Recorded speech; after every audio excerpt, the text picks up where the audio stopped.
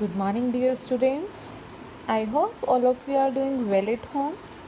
Let's start our new topic, and the name of the topic is AC voltage applied to a series LCR circuit. इसमें एक inductor भी है. L का means inductor, C का means एक capacitor, R का means एक resistor.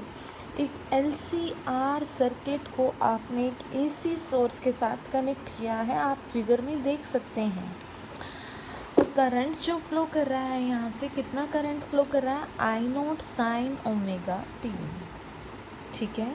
इससे पहले के लेक्चर्स में बच्चा आपने सब लोगों ने पढ़ा कि एक अकेले इंडक्टर को एसी सोर्स से कनेक्ट करने पर क्या इफ़ेक्ट पड़ता है वोल्टेज पर.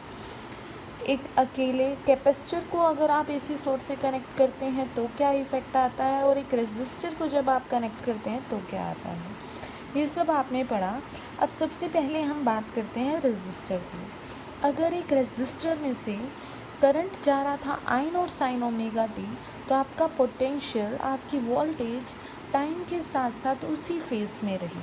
साइन ओमेगा टी से आपका करंट फ्लो कर रहा था, साइन ओमेगा टी से ही आपकी वोल्टेज फ्लो की. अगर बात करते हैं हम इंडक्टर की, सेकंड जो हमने इंडक्टर पढ़ा था, current I nought sine omega T गया तो आपका पोटेंशियल पाई बाय 2 लीड किया.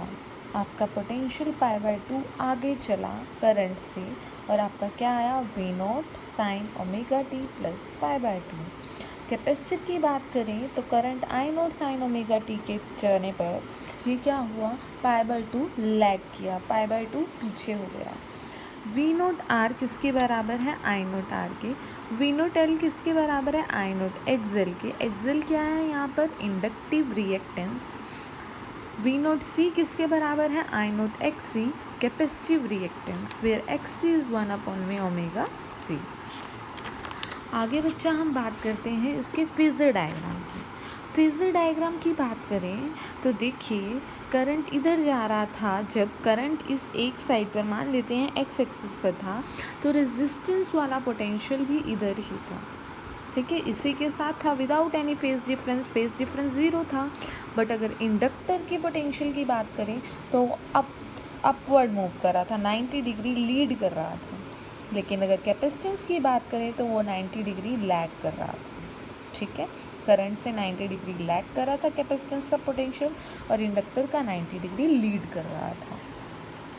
रेजिस्टेंस के लिए अगर आप बनाते हैं तो रेजिस्टेंस आर इधर है, एक्सएल इंडक्टिव रिएक्टेंस ऊपर है, और इंडक्टिव कैपेसिटेंस 90 डिग्री से नीचे है.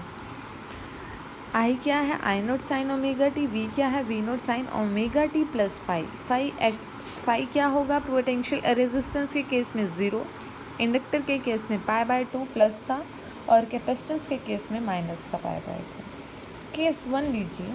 जब आपका वी ओ एल ग्रेटर है किससे? वी ओ सी से. आपको पता है ना, अपर वाली ये वाई एक्सिस की ऊपर वाली टर्म्स क्या होती हैं? पॉजिटिव.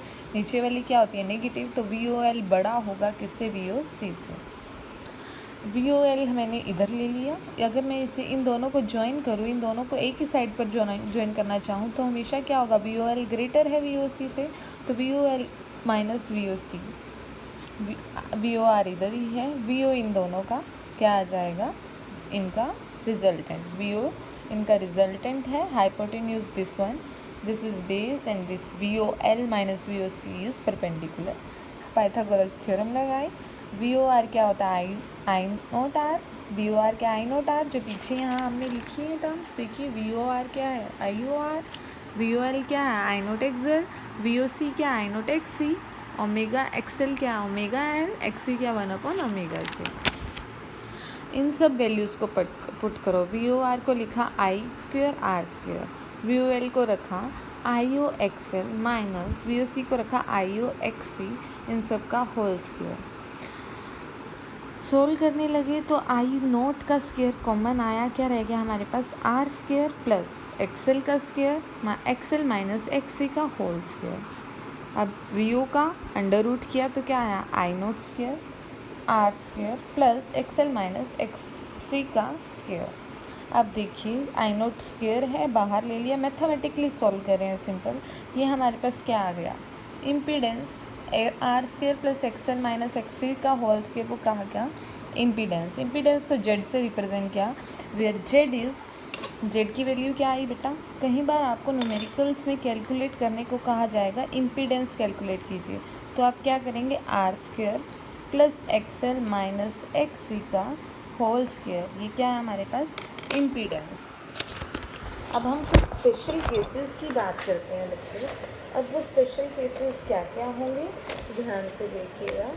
अब स्पेशल केसेस की बात करते हैं, जब हमारा एक्सएल इक्वल है एक्ससी की, एक्सएल क्या है, एक्ससी के इक्वल है, एल ओमेगा किसके बराबर है, 1 में सी ओमेगा के, तो मीन्स 10 फाई कितना है, 0, 5 0 हो गया। ऐसे केस में जब आपका नो फेज डिफरेंस आएगा, कब, जब आपका एक्सेल किसके बराबर है, इंडक्टिव रिएक्टेंस किसके बराबर है, कैपेसिटिव रिएक्टेंस के। Therefore the given LCR circuit is equivalent to pure, अब सिर्फ किसकी वजह से रिएक्टेंस आ रहा है, रेजिस्टेंस की वजह से, इन दोनों का तो इक्वल हो गया। तो अगर सेकंड केस बनता है, जब आपका एक्सेल ग्रेटर है एक्सी से, एट दैट टाइम 5 पॉजिटिव होगा, 5 पॉजिटिव है तो 10 5 पॉजिटिव है, उस टाइम पे आपका इंडक्टिव रिएक्टेंस, इंडक्टेंस जो है आपकी डोमिनेट कर रही होगी सर्किट को, इसे कहते हैं inductance dominated circuit. Third case बनाते हैं बेटा, जब आपका एक्सएल लेस देन होगा एक्सी से, that means XC is greater, inductive capacitance is greater than the inductive reactance. At that time the circuit is known as capacitance dominated circuit. Clear? Any doubt? If you have any query, then you can ask from me, dear students. Okay, thank you.